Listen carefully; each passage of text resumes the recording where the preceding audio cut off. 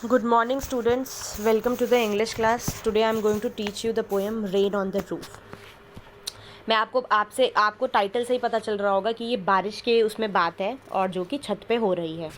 तो यहाँ पे जो पोएट है वो जो है बता रहा है, जैसे पहला पैराग्राफ मैं पढ़ती हूँ।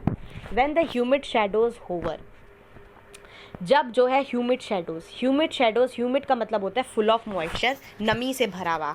ठीक है। शैडो का मतलब होता है, शैडो का मतलब वैसे तो छाया होती है, लेकिन यहाँ पे जो है क्लाउड्स हैं डार्क कलर के, जो काले बादल हैं होवर, वो मंडरा रहे हैं। ह्यूमिड शैडोज का मतलब जो काले बादल हैं वो मंडरा रहे हैं। होवर का मतलब मंडराना। Over all the starry spheres, ऊपर स्टेरी स्फीयर्स के ऊपर, जो कि तारों, मतलब स्टेरी स्फीयर्स का मतलब यहाँ पे स्फीयर्स का मतलब स्काई से रेफर है। वैसे स्फीयर का मतलब गोल होता है, लेकिन यहाँ पे स्काई से है। स्काई आसमान में, स्टेरी का मतलब जो तारों से भरी हुई है उसमें काले बादल मंडरा रहे हैं। एंड द मेलनकली डार्कनेस, और सैड जो है, मेलनकली का मतलब होता है सैड, डार्कनेस हो रखी है मतलब रात का ये टाइम है, इसलिए तारे जो है आसमान में है, और मेलनकली मतलब सैड हैं।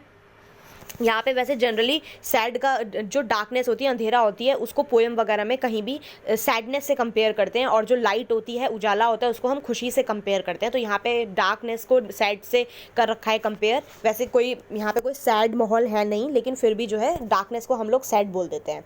जेंटली वीप्स इन रेनी टीयर्स, और जो वो है वीप्स इन रेनी टीयर्स मतलब वो ऐसा लग रहा है कि काले बादल जो है रो रहे हैं। रो रहे हैं कैसे? बारिश के थ्रू।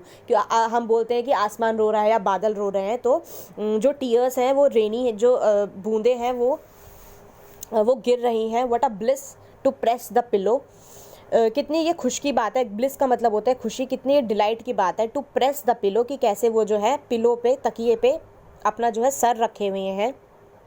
एक्चुअली में इसमें जो पोएट है वो तकिए पे उसने अपना सर रखा हुआ है, इसलिए यहाँ पे प्रेस है, उसने दबा रखा है। वो इस समय क्योंकि अंधेरा हो रहा है, रात हो रही है, तो वो लेटा हुआ है और उसने अपना सर जो है वो पिलो पे रखा हुआ है। Of a cottage chamber bed, और किस पे? अपने कॉटेज चैम्बर पे। कॉटेज चैम्बर का मतलब बेडरूम में। बेडरूम में जो उसका बेड है उसमें उसने अपना सर रखा हुआ है तकिए पे। And lie listening to the patter, और वो लेटा हुआ है और वो सुन रहा है पैटर की आवाज़। पैटर का मतलब होता है जब जो आवाज़ होती है बारिश की, जब बारिश जो है छत पे पड़ती है तो उस आवाज़ को जो है पैटर बोलते हैं।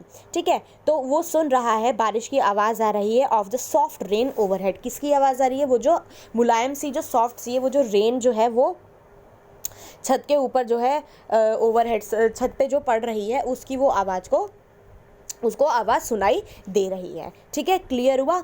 मैं एक बार फिर से ये पैराग्राफ जो है आपको बता देती हूँ कि इस समय जो पोएट है वो अपने रूम में, कॉटेज चैम्बर माने अपने बेडरूम में सोया हुआ है, और उसका जो सर है वो तकिए पे प्रेस्ड है, तकिए को उसने दबा रखा है अपने सर से। और वो जो है इस समय काली रात है, अंधेरा रात है, तारों भरी रात है, और काले बादल हैं जो कि इधर उधर मंडरा रहे हैं। और उसमें अब बारिश शुरू हो चुकी है, बारिश हो रही है, और बारिश होते हुए जो पोएट है उसके छत पे उसकी बारिश होने की आवाज़ पड़ रही है, और वो सुन रहे हैं पैटर की आवाज़ को। Of the soft rain overhead, और वो जो उनके छत पे पड़ रही है। ठीक है, इतना क्लियर हुआ? अब आगे देखो। Every tinkle on the shingles, every tinkle, हर एक टिंकल। टिंकल का मतलब होता है जो छोटी सी जो लाइट गिरने की जो आवाज़ है, जो आवाज़ हो रही है बारिश की बूंद की। Shingles, on the shingles, shingles माने जो छत की जो टाइल्स वगैरह है उस पे जो पड़ रही है, मतलब जो हर आवाज़ हो रही है, टिंकल, बारिश की बूंदें जो पड़ रही हैं शिंगल्स में। Has an eco in the heart, उससे जो है हार्ट में जो है ईको, मतलब उसकी गूंज आ रही, मतलब जैसे जैसे बूंदें पड़ रही हैं बारिश की छत पे, वैसे वैसे उसको गूंज सुनाई दे रही है, उसको गूंज आ रही है, उसके दिल में गूंजें आ रही हैं उसकी। एट 1,000 ड्रीमी फैंसीज, और जो है जैसे जैसे वो गूंज सुन रहा है वैसी वैसी उसके जो फैंसीज का मतलब इमेजिनेशन, वो इमेजिनेशन कर रहा है, जो कि सपनों की इमेजिनेशन होती है। वो एक सपनों की दुनिया में जा रहा है जिसमें वो खुली आंखों से, क्योंकि वो सोया तो नहीं है अभी, क्योंकि अगर वो सोया होता पोएट तो उसको आवाज़ें सुनाई नहीं देती बारिश की।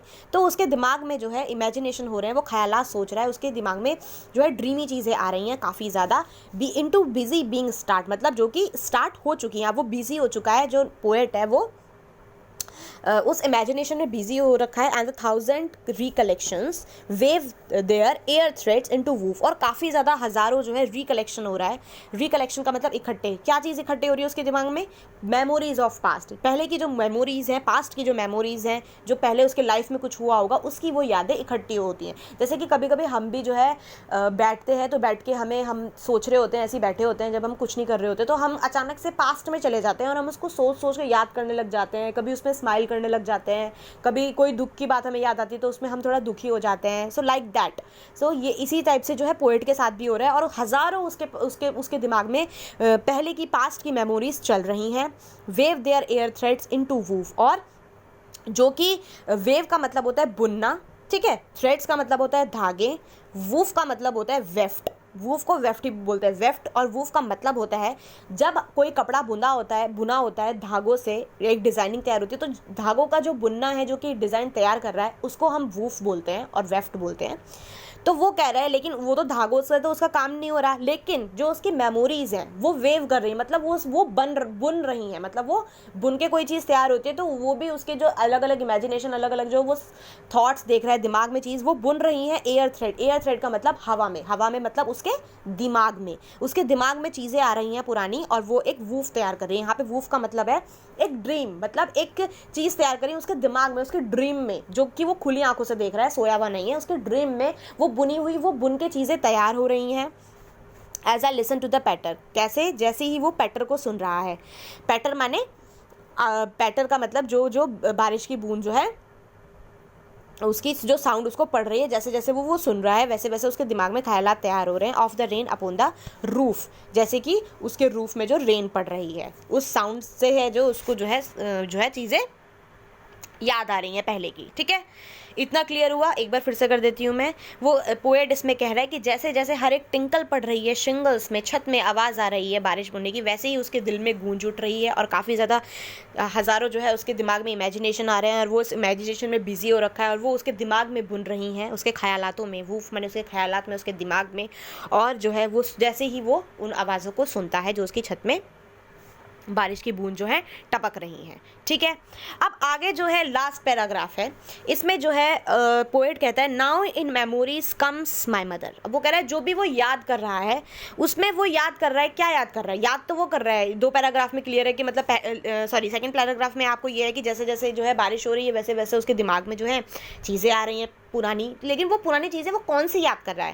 एक्चुअल में वो जो पुरानी चीज़ें याद कर रहा है, वो मेमोरीज, वो यादगार याद कर रहा है। कम्स माय मदर, अपनी मदर की वो जो है वो मेमोरीज को याद कर रहा है, क्योंकि जो उसकी मदर है वो इस समय ज़िंदा नहीं है, उनकी डेथ हो चुकी है, वो इस समय शी इज़ नो मोर, वो ज़िंदा नहीं है, तो वो अपने दिमाग में अपनी मम्मी की यादों को याद कर रहा है। As she used in years agone, उन यादों को जो वो किया करती थी चीज़ें कुछ साल, ईयर्स माने कुछ साल, अगोन माने पास्ट में, पहले जो पहले वो चीज़ें जो वो किया करती थी उसको वो जो है याद कर रहा है, मतलब अपनी मम्मी के जो है टाइम को वो याद कर रहा है। To regard the darling dreamers, वो ये याद कर रहा है कैसे वो उसकी मदर जो है रिगार्ड करती थी, रिगार्ड का मतलब देखभाल करती थी, किसकी?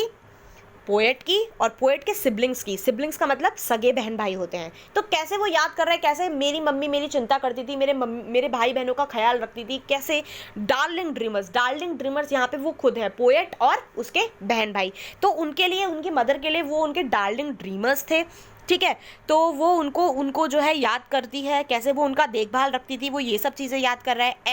एरा का मतलब टाइम, वो टाइम वो याद कर रहा है। शी लेफ्ट दम टिल द डॉन, कैसे वो उनको आराम से सोने देती थी, कब तक? टिल डॉन, जब तक सुबह नहीं हो जाती थी, मतलब वो बीच में उनको कोई डिस्टर्बेंस नहीं करती थी, जब तक सुबह नहीं हो जाती थी तब तक वो आराम से सोते थे, तब तक जो है वो, तब उनको छोड़ के वो चली जाती थी सोते हुए, और फिर जो है फिर दोबारा जो भी उनके साथ एक्टिविटीज़ होती थी, रूटीन होता था, वो होता था।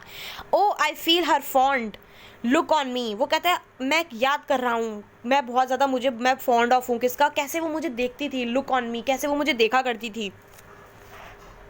As a list to this refrain, कैसे जो है as a list to this refrain, list का मतलब यहाँ पे लिसन है, जैसे जैसे वो सुन रहा है इस रिफ्रेन को। रिफ्रेन माने जो रिपीट, वैसे तो रिफ्रेन का मतलब होता है रिपीट पार्ट किसी सॉन्ग का, किसी पोएम का, जो चीज़ रिपीट होती है किसी सॉन्ग की, जैसे कोई कोई चीज़ें लाइन रिपीट होती हैं गानों में या पोएम में। तो यहाँ पे रिपीटेड जो है, यहाँ पे रिफ्रेन का मतलब उससे नहीं है। रिपीटेड का मतलब जो रिपीटिशन, जो साउंड चल रहा है, क्योंकि बारिश क्योंकि साउंड एक बार नहीं आ रही बारिश पड़ने की, लगातार आ रही है, क्योंकि वो लगातार बारिश हो रही है। तो जैसे जैसे वो कह रहा है, जैसे जैसे बारिश की बूंदें छत पे पड़ रही हैं और मुझे मेरे कानों में उसकी आवाज़ें आ रही, वैसे वैसे मुझे मेरी मम्मी की यादें मेरे दिमाग में आ रही हैं। कैसे मेरी मम्मी जो है हमारा ध्यान रखती थी, मेरा और मेरे भाई बहनों का। कैसे जो मेरी जो मदर है, कैसे वो जो है जब हमें कोई डिस्टर्बेंस नहीं करती थी, सुबह तक हमें बिल्कुल भी कोई प्रॉब्लम नहीं करती थी, हम आराम से सोते थे। Which is played upon the shingles.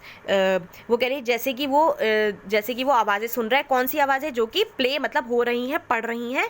कैसे प्ले हो रही हैं, कैसे बज रही हैं? क्योंकि वो शिंगल्स पे पड़ रही हैं, क्योंकि वो छत पे पड़ रही हैं, टपक रही हैं by the patter of the rain. कैसे? किसके थ्रू? उस साउंड के थ्रू जो पे रेन में आ रही है, बारिश के थ्रू जो है आवाज़ हो रही है। तो कहने का यही मतलब है कि जो पोएट है वो इस समय रात का टाइम हो रहा है, आसमान तारों से भरा हुआ है, काले बादलों से भरा हुआ है, काले बादल उसके सर के ऊपर, मतलब ऊपर आसमान में मंडरा रहे हैं, और वो नमी है, उस पर मॉइस्चर है, मतलब फुल ऑफ वाटर है, और फिर वो टपकना शुरू करते हैं। और जैसे जैसे वो टपक रहे हैं छत में, वैसे वैसे उसके दिल में गूंज उठ रही है, वैसे वैसे उसके दिमाग में हज़ारों ख्यालात आ रहे हैं, वैसे वैसे जो है एक उसकी वो जो है वो उसके ख्यालातों में चीज़ें बुन रही हैं। ठीक है, जैसे कि कपड़ा तैयार होता है धागों से, तो वो जो है बुन के उसके जो है दिमाग में ख्यालात तैयार हो रहे हैं।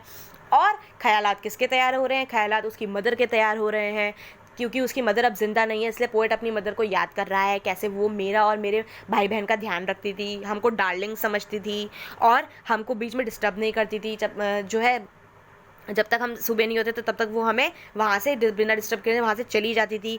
और कैसे जो है उसको वो फील कर सकता है कि मेरी मम्मी इस समय जैसे मुझे देख रही हो, जैसे जैसे वो बारिश की बूंद छत पे पड़ रही है, वैसे वैसे उसे ये भी याद आ रहा है कि मेरी मम्मी मुझे कैसे देखती थी। ठीक है, मुझे ऐसा लग रहा है कि इसी समय मेरी मम्मी मुझे देख रही है। ठीक है, I hope this poem is clear to you. ठीक है, आई होप, मुझे मतलब पूरा आई बिलीव इन दैट, मुझे पूरा यकीन है कि आपको अब ये पोएम बिल्कुल क्लियर हो गई होगी, इसमें कोई भी प्रॉब्लम नहीं होगी। और स्टूडेंट्स, आपको इस वीडियो के साथ साथ मैं आपको PDF भी इसका प्रोवाइड करा रही हूँ। PDF में इसके क्वेश्चन आंसर हैं, इसकी समरी है। ठीक है, आपको काफ़ी कुछ उस पर हेल्प मिलेगी।